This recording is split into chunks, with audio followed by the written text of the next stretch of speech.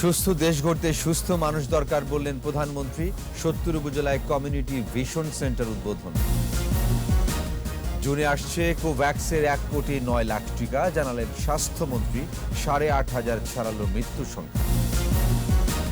নির্যাতনকারী মাদ্রাসা শিক্ষকের বিরুদ্ধে কি ব্যবস্থা নেওয়া হয়েছে জানতে চায় হাইকোর্ট। প্রতিবেদন দিতে হবে ১৪ মার্চের মধ্যে। চতুর্থ শিল্প বিপ্লবের চ্যালেঞ্জ মোকাবেলার আহ্বান, কৃষি ও শিল্প খাতকে এগিয়ে নেওয়ার তাগিদ। মিয়ানমারে বিক্ষোভে ফের গুলিতে নিহত অন্তত ৮ সেনা অভ্যুত্থানের প্রতিবাদ জানালো নিরাপত্তা পরিষদ।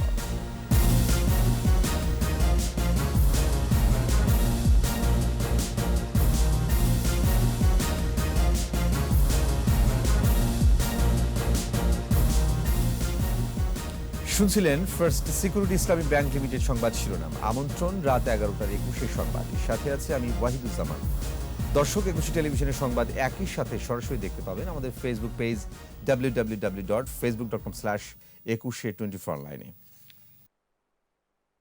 Mega spider ceiling fan, mega বাতাসে শান্তির পরশ। এছাড়াও সংবাদ আরো থাকছে। রাজনীতির মাঠেও এগিয়ে মাশরাফি, জায়গা করে নিলেন সারা বিশ্বে তরুণ নেতার তালিকায়।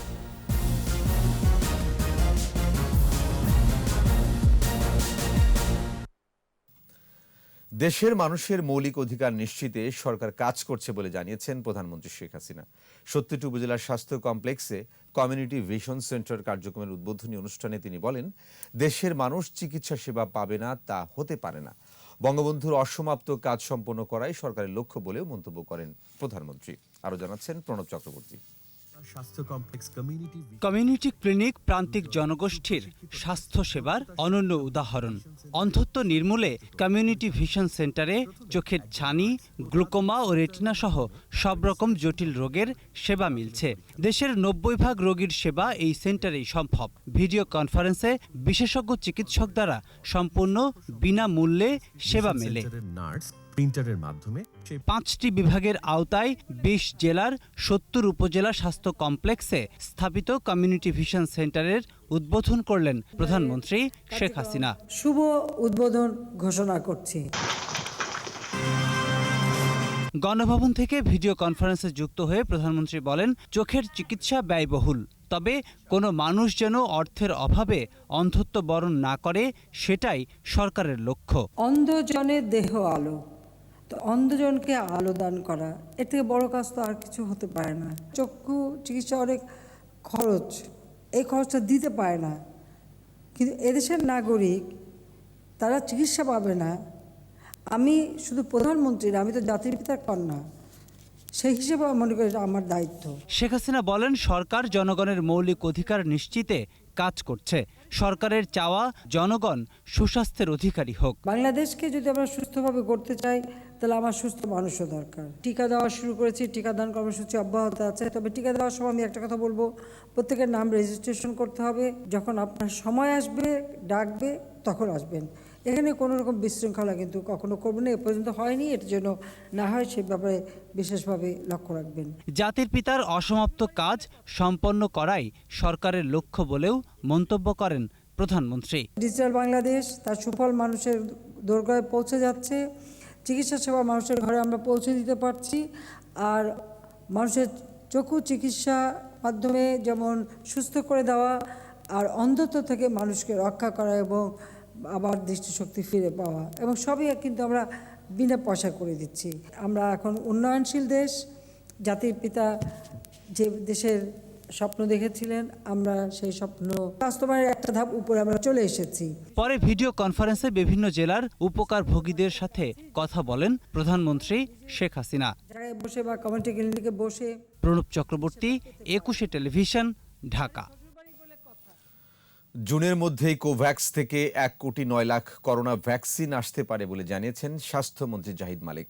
সেরাম থেকে কেনা টিকার পরবর্তী চালানো এই মাসেই আসবে। এছাড়া সংক্রমণ কমাতে জেলা পর্যায়ে চিঠি দিয়ে সকল অনুষ্ঠান সীমিত পরিসরে করার নির্দেশনা দেওয়া হয়েছে বলে জানান স্বাস্থ্যমন্ত্রী। স্মৃতিমণ্ডলের রিপোর্ট। গত কয়েকদিন ধরেই বাড়ছে করোনা সংক্রমণ। এরই মধ্যে সংক্রমণ হার ৫% ওপরে চলে গেছে।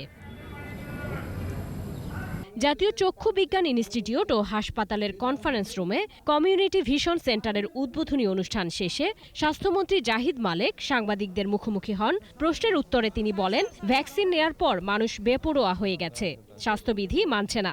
সংক্রমণ রোধে উদ্যোগ নেওয়া হয়েছে বলে জানান মন্ত্রী। যেখানে জনসমাগম বেশি হচ্ছে সেই প্রোগ্রামগুলোকে যাতে সীমিত করে এবং পারলে সেই প্রোগ্রামগুলোকে যাতে স্থগিত করে, হাসপাতালগুলো প্রস্তুত রাখে এবং করোনার জন্য যে জায়গা বরাদ্দ ছিল, যে বেড বরাদ্দ ছিল, এগুলো আছে এখনো এবং তাদেরকে আবারও প্রস্তুতি গ্রহণ করতে বলেছি। জুন মাসের মধ্যেই কোভ্যাক্সের টিকা আসবে বলেও জানান স্বাস্থ্যমন্ত্রী। ওয়েবসাইটেও আছে, তা আমরা ওইটি আশা করি যে 1,9,00,000 আমাদেরকে জুন মাসের মধ্যে দেওয়ার কথা, সেটা দিয়ে দিবে। আমাদের চালানটা তো প্রত্যেক মাসে একটা করে চালান আসার কথা, তা আমরা আশা করি এই মাসেও আসবে, এপ্রিল মাসেও আসবে, মে মাসেও আসবে। নাগরিকদের স্বাস্থ্যবিধি মেনে চলার পাশাপাশি সময় মতো ভ্যাকসিন নেয়ার আহ্বান জানান মন্ত্রী। করোনা এখনো বাংলাদেশ থেকে যায়নি, সময় লাগবে। স্মৃতি মণ্ডল, 21 টেলিভিশন, ঢাকা।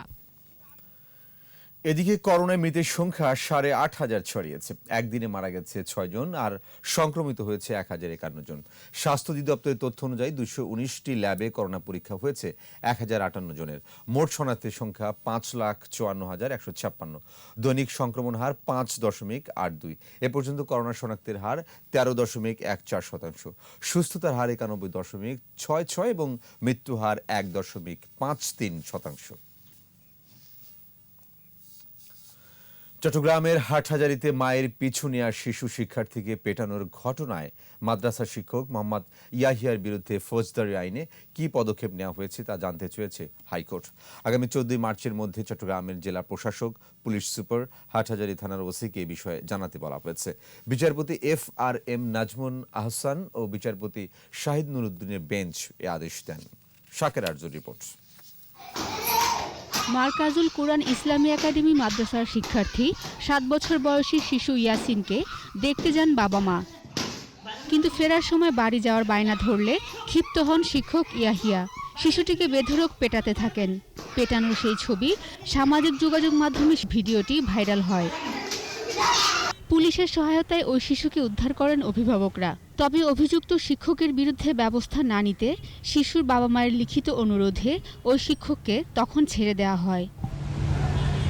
বিষয়টি বৃহস্পতিবার রাষ্ট্রপক্ষ হাইকোর্টের নজরে আনলে মাদ্রাসা শিক্ষক মোহাম্মদ ইয়াহিয়ার বিরুদ্ধে আইনগত কী পদক্ষেপ নেওয়া হয়েছে তা জানতে চান হাইকোর্ট।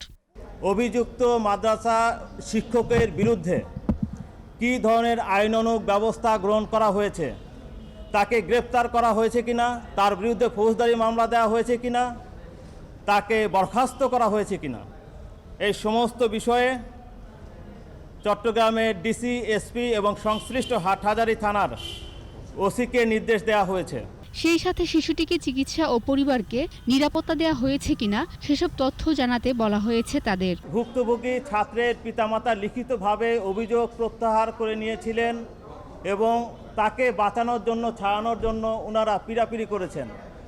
এই অভিযুক্ত পরিবারের প্রতি কোনো পক্ষের বা কোনো ধরনের চাপ সৃষ্টি করা হয়েছিল কিনা সেটিও ওনারা পরিষ্কার করতে বলেছেন। এরই মধ্যে মাদ্রাসা শিক্ষক ইয়াহিয়াকে গ্রেফতার করা হয়েছে। শাকের আরজু, 21 টেলিভিশন, ঢাকা। স্বাধীনতার সুবর্ণ জয়ন্তীর অনুষ্ঠানে চীনের প্রেসিডেন্ট শি জিনপিং ভার্চুয়াল প্ল্যাটফর্মে যুক্ত হয়ে বক্তব্য রাখবেন। পররাষ্ট্রমন্ত্রী ডক্টর AK আব্দুল মোমেন জানিয়েছেন 5টি দেশের সরকার রাষ্ট্রপ্রধান ঢাকা সফরে আসবেন। প্রত্যেক দেশের সাথে দ্বিপাক্ষিক আলোচনা ও চুক্তি সই হবে বলেও জানান পররাষ্ট্রমন্ত্রী। রিপোর্টে আরও জানাচ্ছেন মোহাম্মদ নুরুন নবী। ই কমার্সে উল্লেখযোগ্য অবদান রাখায় নারীদের পুরস্কার বিতরণে হাইটেক পার্ক কর্তৃপক্ষের এই আয়োজন।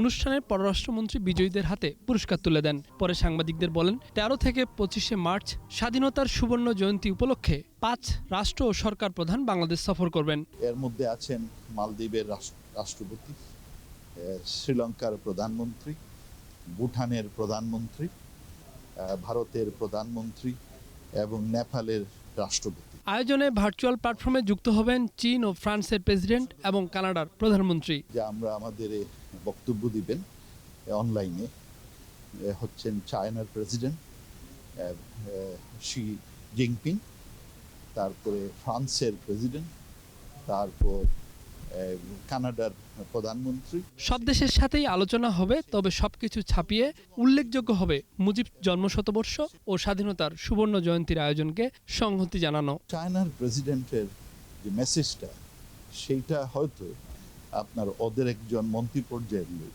ঢাকায় এসে সেটা বিরাট করতে পারেন, এবং সাথে একটি বঙ্গবন্ধুর একটি বাস উনি প্রেজেন্ট করবেন।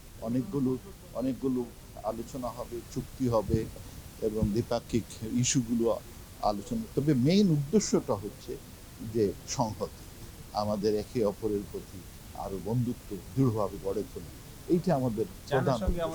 প্রত্যেক দিন নতুন নতুন বিষয় যুক্ত হচ্ছে বলেও জানান পররাষ্ট্রমন্ত্রী। মোটামুটি ভারতের সাথে তো সবচেয়ে বড় আমাদের।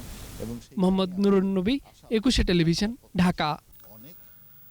চতুর্থ শিল্প বিপ্লবের সামিল হতে শিল্পক্ষেত্রে বিদ্যমান চ্যালেঞ্জ মোকাবেলায় গবেষক ও বিজ্ঞানীদের আরও মনোযোগী হওয়ার আহ্বান জানিয়েছেন কৃষিমন্ত্রী ডক্টর আব্দুর রাজ্জাক। রাজধানীতে বিজ্ঞান প্রযুক্তি গবেষণা বিষয়ক আন্তর্জাতিক সম্মেলনের উদ্বোধনী অনুষ্ঠানে তিনি একথা বলেন। মিনালা দিবার রিপোর্ট। বাংলাদেশ বিজ্ঞান ও শিল্প গবেষণা পরিষদ BCSIR আয়োজিত BCSIR প্রাঙ্গণে 3 দিনব্যাপী বিজ্ঞান প্রযুক্তি ও গবেষণা বিষয়ক আন্তর্জাতিক সম্মেলন। অনুষ্ঠানে বিজ্ঞান ও প্রযুক্তি বিষয়ক মন্ত্রী স্থপতি ইয়াফেজ ওসমান বলেন, করোনা ভাইরাসের তাণ্ডব মোকাবেলায় আমাদের দেশের গবেষক ও বিজ্ঞানীরা গুরুত্বপূর্ণ ভূমিকা রেখেছে। এজন্য বিশ্বের বহু দেশের তুলনায় বাংলাদেশ ভালোভাবে এই ভাইরাস মোকাবেলা করেছে। In managing the current pandemic in our country, the role of science and technology has taken the lead. Our government has been successful to manage the situation both in terms of prevention of infection and control of mortality. Dhaka দক্ষিণ city কর্পোরেশনের mayor Sheikh Fazle Noor Taposh বলেন, তথ্য প্রযুক্তি ও মেধা ভিত্তিক জাতি গঠনে সরকার বিজ্ঞান ও প্রযুক্তি বিষয়ক নীতিমালা প্রণয়ন করেছে। This special conference stands testimony to the Honorable Prime Minister's generosity, foresight and exemplary development thinking in this era of Bangladesh rapid scientific development. এ সময় কৃষিমন্ত্রী ডক্টর আব্দুর রাজ্জাক বলেন, কৃষি ও শিল্প খাতকে এগিয়ে নিতে সামাজিকভাবে গ্রহণযোগ্য ও অর্থনৈতিকভাবে লাভজনক উপায়ে বিদ্যমান সমস্যার সমাধান করতে হবে। Especially during the harvest by linking them to export markets and producing secondary products. Scientists and researchers should come forward to develop, foster cost-effective and innovative modules for small and medium agro-processing industries. এ সম্মেলনে যুক্তরাষ্ট্র, Canada, Germany, Bharat, Sweden, চীন, দক্ষিণ Korea ও Malaysia সহ বিভিন্ন দেশের বিজ্ঞানী আর গবেষকরা অংশ নিচ্ছেন। মিনালা দিবা, 21 টেলিভিশন, ঢাকা। পবিত্র লাইলাতুল মিরাজ আজ ধর্মীয় ভাব গাম্ভীর্যের মধ্য দিয়ে মহিমান্বিত রাত্রি ইবাদত বন্দেগীর মাধ্যমে পালন করছেন ধর্মপ্রাণ মুসল্লিরা। মহানবী হজরত মোহাম্মদ সাল্লাল্লাহু আলাইহি ওয়াসাল্লামের 51 বছর বয়সে মিরাজের ঘটনা ঘটে। আল্লাহ পৃথিবী থেকে মহানবীকে বিশেষ বাহনের মাধ্যমে প্রথম আসমানে একে একে সপ্তম আসমান জান্নাত জাহান্নাম পরিদর্শন করেন। নবী করিম সাল্লাল্লাহু আলাইহি ওয়াসাল্লামের মিরাজের রাতের এই ঘটনা স্মরণে ইবাদত বন্দেগীতে রাত্রি পালন করেন মুসলমানরা। মসজিদে মিলাদ, নফল নামাজ আদায়, কোরআন তেলাওয়াতের মাধ্যমে পবিত্র রাত পার করছেন মুসল্লিরা।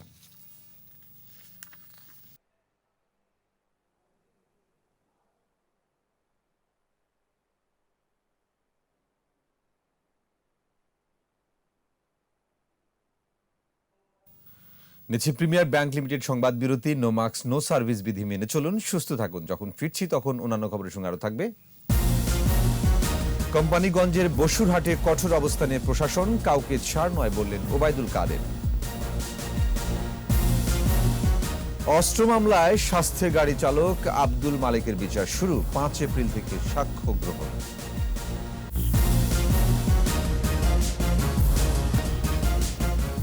আবার আমন্ত্রণ রাত 11টার 21 সংবাদে। নোয়াখালীর কোম্পানিগঞ্জের বসুরহাটে রাজনৈতিক অস্থিতিশীলতা এড়াতে কঠোর অবস্থানে রয়েছে প্রশাসন। সহিংসতা এড়াতে পুলিশ ও র্যাব মোতায়েন করা হয়েছে। জেলা পুলিশের পাশাপাশি বিভিন্ন জেলা থেকে আনা হয়েছে 300 পুলিশ সদস্য। বসিরহাটের গুরুত্বপূর্ণ স্থানে তারা অবস্থান নিয়েছেন। পুলিশ সুপার মোহাম্মদ আলমগীর হোসেন জানান, শহরে টহল দিচ্ছেন র্যাবের সদস্যরাও। পাশাপাশি পুলিশের একাধিক মোবাইল টিম সার্বক্ষণিক টহলে রয়েছে।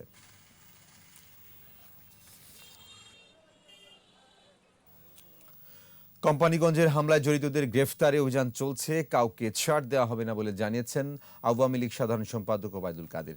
সরকারি বাসভবন থেকে ভিডিও কনফারেন্সে জয়পুরহাট জেলার আক্কেলপুর উপজেলা আওয়ামী লীগের সম্মেলনে যুক্ত হয়ে কথা বলেন তিনি।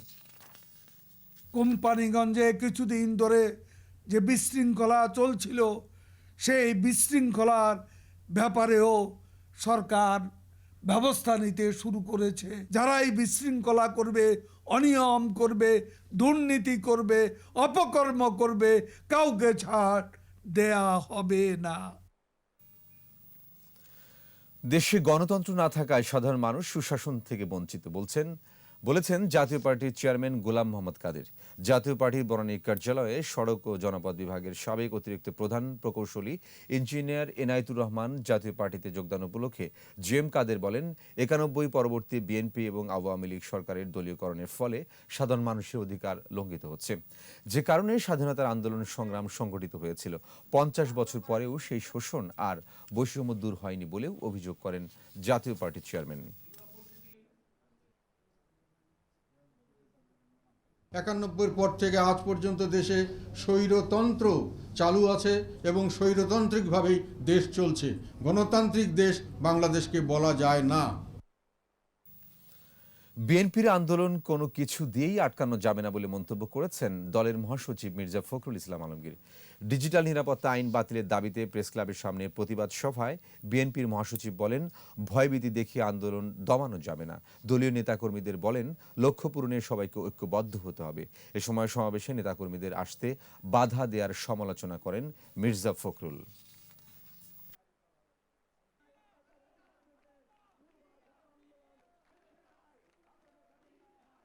সাহস নিয়ে সকলকে বেরিয়ে আসতে হবে।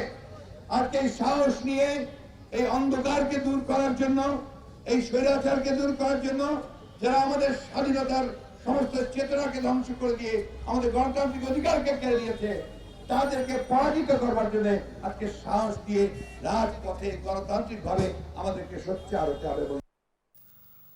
অস্ত্র আইনের মামলায় স্বাস্থ্য অধিদপ্তরের গাড়ি চালক আব্দুল মালিকের বিচার শুরুর আদেশ দিয়েছেন আদালত।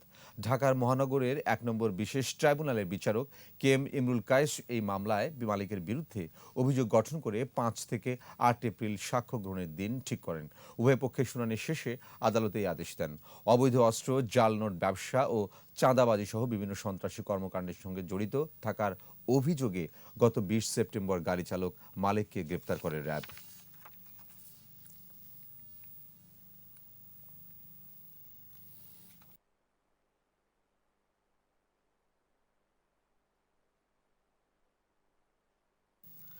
সুপ্রিম কোর্ট আইনজীবী সমিতির কার্যনির্বাহী কমিটির ২ দিনব্যাপী নির্বাচনের ভোট গ্রহণ শেষ হয়েছে। ভোট গণনা শুরু হবে শুক্রবার সকাল থেকে। এবারে নির্বাচনে ১৪টি পদের বিপরীতে মোট ৫১ জন প্রার্থী লড়ছেন। নির্বাচনে সরকার সমর্থিত বঙ্গবন্ধু আওয়ামী আইনজীবী সমন্বয় পরিষদের সভাপতি প্রার্থী সাবেক আইনমন্ত্রী আব্দুল মতিন খসরু এবং বিএনপি সমর্থিত জাতীয়তাবাদী আইনজীবী ঐক্য প্যানেলের সভাপতি পদে লড়ছেন ফজলুর রহমান।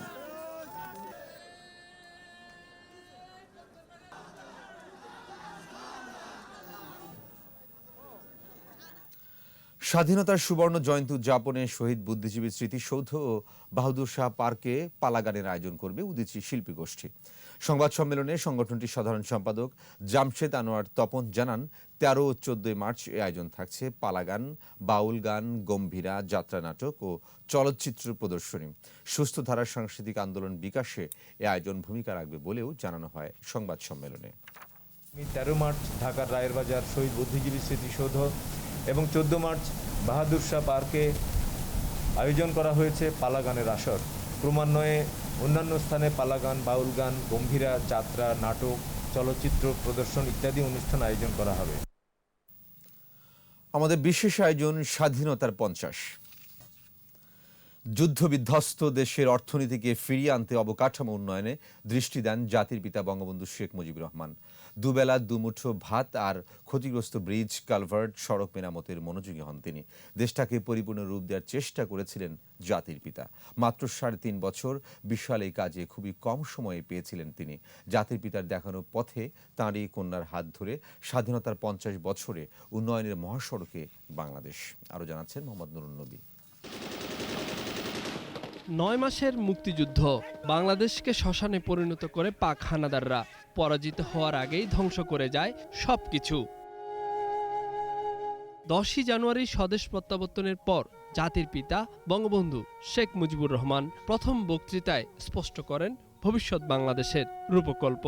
বাংলাদেশ স্বাধীন সার্বভৌম রাষ্ট্র, বাংলাদেশ স্বাধীন থাকবে, বাংলাদেশকে কেউ দমাতে পারবে না। সদ্য স্বাধীন দেশে ফিরে দেখলেন গুদামে খাদ্য নেই, মাঠে ফসল নেই, কেন্দ্রীয় ব্যাংকের রিজার্ভ শূন্য, সড়ক ও রেল যোগাযোগ বিচ্ছিন্ন, নৌ ও সমুদ্র বন্দরগুলো বিধ্বস্ত, স্কুল কলেজগুলো পরিত্যক্ত সেনা ছাউনি। পরাজয় নিশ্চিত জেনে সবকিছুই ধ্বংস করে বর্বর পাকিস্তানি হানাদার বাহিনী 1972 সালের প্রথম বিজয় দিবসে তথ্য মন্ত্রণালয়ের এক স্মরণিকার তথ্য বলছে, মুক্তিযুদ্ধের সময় 300-রও বেশি রেল সেতু, 300-রও বেশি সড়ক ধ্বংস করা হয়েছিল। শুধু তাই নয়, 29টি জাহাজ ডুবিয়ে বন্দরে প্রবেশ বন্ধ করার অপচেষ্টাও ছিল। 1972 সালের প্রথম বাজেট 500 কোটি টাকা। পরের বছর প্রথম পঞ্চবার্ষিক পরিকল্পনা 4,455 কোটি টাকার। এখানেই থেমে থাকেননি। যুদ্ধ বিধ্বস্ত দেশ গঠনে 411 কোটি টাকার আর্থিক সহায়তা জাতিসংঘের কাছে চেয়েছিলেন বঙ্গবন্ধু। পুনর্বাসন ও ত্রাণ কাজে ভারত থেকে সহায়তা এসেছিল $2.5 মিলিয়ন। যোগাযোগের পুনরুদ্ধারে বড় বড় সেতু, বিদ্যুৎ কেন্দ্র, টেলিফোন ভবন পুনর্নির্মাণ শুরু হয়। চলাচলের উপযোগী করা হয় হার্ডিং ব্রিজ, তিস্তা ও ভৈরব রেলওয়ে সেতু। প্রতিটি ক্ষণ বিধ্বস্ত বাংলাদেশকে জাগিয়ে তোলা ও সচল করার চিন্তা তারা করত জাতির পিতাকে। তার প্রথম চিন্তা ছিল যে মানুষকে খাওয়াবে কি করে আমি, যেন কোনো মানুষ মারা না যায়। তারপরে গৃহ, তারপরে দেশের কমিউনিকেশন, তারপরে আন্তর্জাতিক ক্ষেত্রে আমাদের একটা অবদান, আমাদের রেকগনিশন।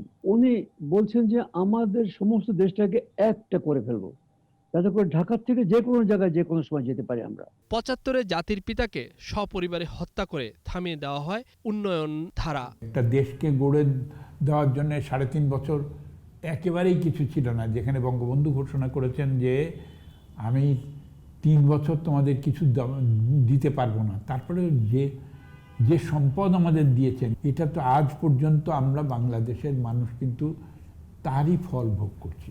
স্বাধীনতা, সার্বভৌমত্ব এবং উন্নয়নের রূপকার ও নির্মাতা ছিলেন জাতির জনক বঙ্গবন্ধু শেখ মুজিবুর রহমান। জাতির পিতার দেখানো পথেই উন্নয়নের মহাসড়কে বাংলাদেশ। পদ্মা সেতু, metro rail, elevated expressway, Rooppur পারমাণবিক বিদ্যুৎ কেন্দ্র, 100টি অর্থনৈতিক অঞ্চল, এ যেন উন্নত বাংলাদেশেরই প্রতিচ্ছবি। স্বাধীনতার সুবর্ণ জয়ন্তীতে বঙ্গবন্ধু কন্যার হাত ধরেই উন্নত দেশের পথে বাংলাদেশ। মোহাম্মদ নুরুন নবী, 21 টেলিভিশন, ঢাকা। পাকিস্তান সেনাবাহিনীতে কর্মরত থাকা অবস্থায় পালিয়ে 71-এর রণাঙ্গনে অবসরপ্রাপ্ত কর্নেল সাজ্জাদ আলী জহির জাতির পিতার 7 মার্চের ঐতিহাসিক ভাষণের পর ভেতরে ভেতরে পালানোর প্রস্তুতি নেন। মুক্তিযুদ্ধে বীরত্বপূর্ণ অবদানের জন্য বীর প্রতীক খেতাব পান তিনি। এখন মুক্তিযুদ্ধ নিয়ে গবেষণা কাজে ব্যস্ত। অসামান্য অবদানের স্বীকৃতি হিসেবে সাজ্জাদ আলী জহির এবং সংস্কৃতি অঙ্গনের পুরোধা সঞ্জিদা খাতুন পেয়েছেন ভারতের সম্মাননা পদক পদ্মশ্রী। আরো জানাচ্ছেন শাকের আরজু। 1971 সালের 7 মার্চ রেসকোর্স ময়দানে বঙ্গবন্ধুর ঐতিহাসিক ভাষণ। বাংলার অত্যাচারের, বাংলার মানুষের রক্তের ইতিহাস।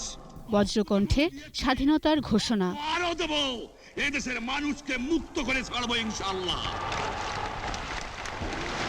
এবারে সংগ্রাম আমাদের মুক্তির সংগ্রাম, এবারে সংগ্রাম স্বাধীনতার সংগ্রাম। ওই সময়ে কাজী সাজ্জাদ আলী জহির পাকিস্তান সেনাবাহিনীতে কর্মরত। বঙ্গবন্ধুর সেই ভাষণটি গোপনে শুনলেন 20 বছরের টকবকে তরুণ কাজী সাজ্জাদ আলী জহির।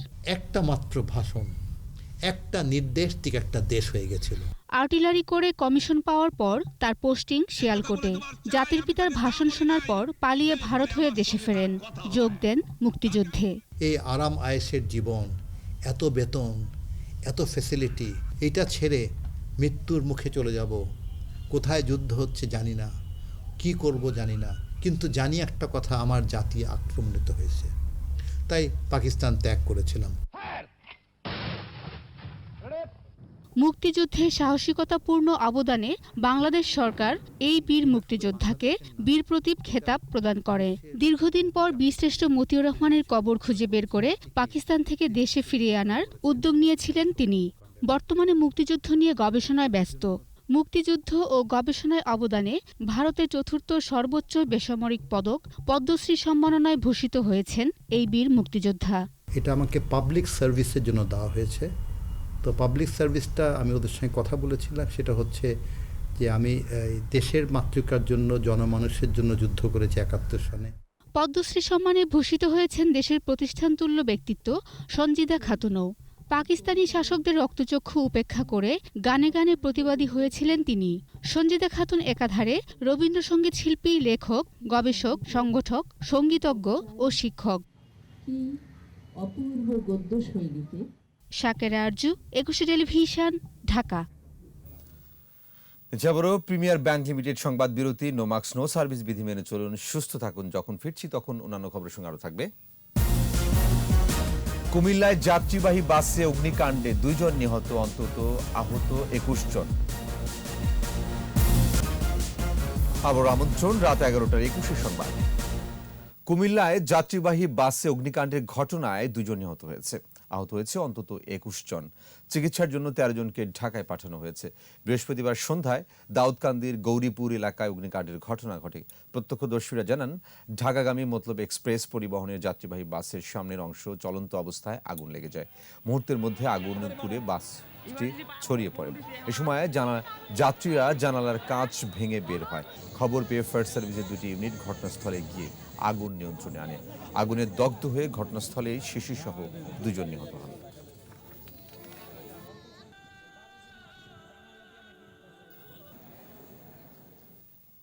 আশুলিয়ার বাইপাইল আবদুল্লাপুর মহাসড়কে নরসিংহপুরে বাস চাপায় পোশাক কারখানার এক কর্মকর্তা নিহত হয়েছেন।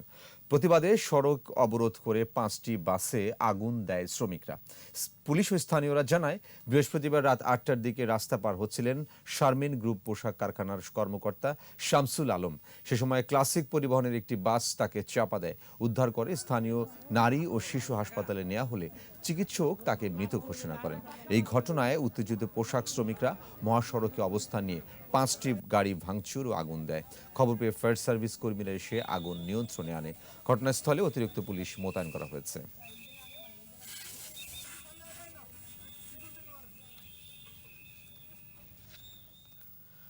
রমজানে নিত্যপণ্যের সংকট হবে না। অন্যান্য বছরের তুলনায় এবার দ্বিগুণ ভোগ্য পণ্য সংগ্রহের ব্যবস্থা করা হয়েছে, জানিয়েছেন বাণিজ্য মন্ত্রী টিপু মুনশি। গাজীপুরের টঙ্গী সরকারি কলেজ মাঠে ৩ দিনের জাতীয় লাইট ইঞ্জিনিয়ারিং পণ্য ও প্রযুক্তি মেলার উদ্বোধনী অনুষ্ঠানে অংশ নেন মন্ত্রী সাংবাদিকদের বলেন, রোজার মাসে যাতে ভোজ্য তেল, পেঁয়াজ, ছোলা, খেজুর, ডাল এবং চিনির দাম না বাড়ে তার জন্য টিসিবিকে নির্দেশনা দেওয়া হয়েছে। তুলনায় আমরা প্রায় ডাবল প্রকিউরমেন্টের অ্যারেঞ্জমেন্ট করেছি, যাতে কোনো অবস্থাতে রোজার মাসে দাম না বাড়ে। বিশেষ করে তেল, পেঁয়াজ, ছোলা, খেজুর, ডাল এবং চিনি। তো আমরা আমাদের বাণিজ্য মন্ত্রণালয় থেকে টিসিবিকে ইনস্ট্রাকশন দেওয়া হয়েছে, তারা অ্যাকর্ডিংলি ব্যবস্থা নিয়েছে, আমাদের কোনো সমস্যা হবে না। বঙ্গবন্ধু শেখ মুজিবুর রহমানের দূরদর্শী নেতৃত্বে বাংলাদেশে প্রথম ওয়াইসিতে যোগদান করেছে বলে মন্তব্য করেছেন যুব ক্রীড়া প্রতিমন্ত্রী জাহিদ আহসান রাসেল। চলমান আর্থসামাজিক উন্নয়নের ধারাকে ত্বরান্বিত করতে তরুণদের তথ্য প্রযুক্তি খাতে সম্পৃক্ত করতে হবে বলে জানান তিনি। জাতীয় ক্রীড়া পরিষদের ঢাকা ওয়াইসি ইউথ ক্যাপিটাল উপলক্ষে এন্টারপ্রেনারশিপ, স্কিল অ্যান্ড এমপ্লয়মেন্ট ক্যাম্পের উদ্বোধনকালে এসব কথা বলেন প্রতিমন্ত্রী। এ সময় উপস্থিত ছিলেন মন্ত্রী পরিষদ সচিব খন্দকার আনোয়ারুল ইসলাম এবং যুব ক্রীড়া সচিব আক্তার হোসেন। তরুণদের প্রয়োজনীয় প্রশিক্ষণ, পেশাদার দিক নির্দেশনা, বৈশ্বিক সংযোগ, সিদ্ধান্ত গ্রহণের দক্ষতা এবং কার্যদক্ষতা বিকাশে সহায়তা করবে entrepreneurship, skill and employment camp. এবার ব্যবসা বাণিজ্যের খবর।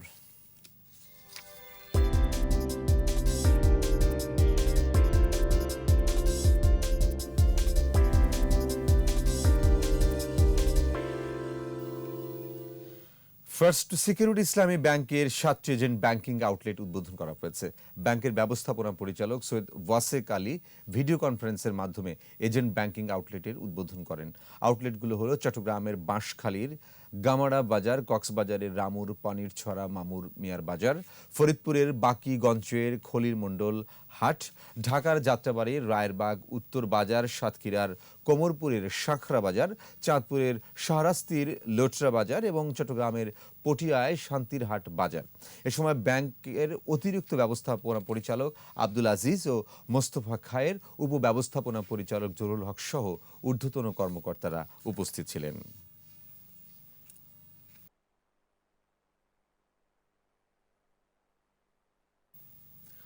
দেশব্যাপী সোশ্যাল ইসলামী ব্যাংকে 4টি নতুন এজেন্ট ব্যাংকিং আউটলেট উদ্বোধন করা হয়েছে।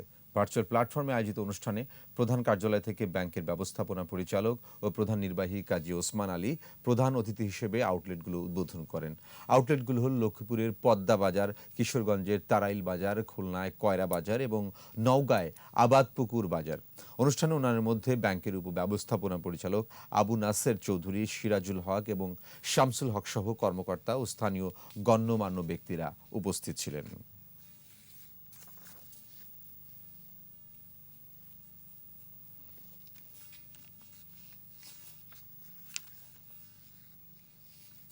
আর এর সাথে শেষ করছে রাত 11টার 21 সংবাদ। যাবার আগে ফার্স্ট সিকিউরিটি ইসলামী ব্যাংক লিমিটেড সংবাদ শিরোনামগুলো আরও একবার। সুস্থ দেশ গড়তে সুস্থ মানুষ দরকার বললেন প্রধানমন্ত্রী। 70 উপজেলায় কমিউনিটি ভিশন সেন্টার উদ্বোধন। জুনে আসছে কোভ্যাক্সের 1,09,00,000 টিকা, জানালেন স্বাস্থ্যমন্ত্রী। 8,500 ছাড়ালো মৃত্যু সংখ্যা। নির্যাতনকারী মাদ্রাসা শিক্ষকের বিরুদ্ধে কি ব্যবস্থা নেওয়া হয়েছে জানতে চায় হাইকোর্ট। প্রতিবেদন দিতে হবে 14 মার্চের মধ্যে। চতুর্থ শিল্প বিপ্লবের চ্যালেঞ্জ মোকাবেলার আহ্বান, কৃষি ও শিল্প খাতকে এগিয়ে নেওয়ার তাগিদ। এবং মিয়ানমারে বিক্ষোভে ফের গুলিতে নিহত অন্তত 8 সেনা অভ্যুত্থানের প্রতিবাদ জানালো নিরাপত্তা পরিষদ।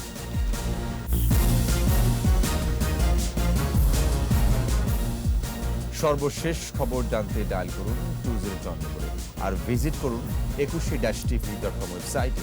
এছাড়া ফেসবুকে লগ ইন করতে পারেন facebook.com/2124 লাইভ। পরের সংবাদ রাত 1টায় দেখার আমন্ত্রণ রইল। স্বাস্থ্যবিধি মেনে চলুন, সুস্থ থাকুন। ধন্যবাদ।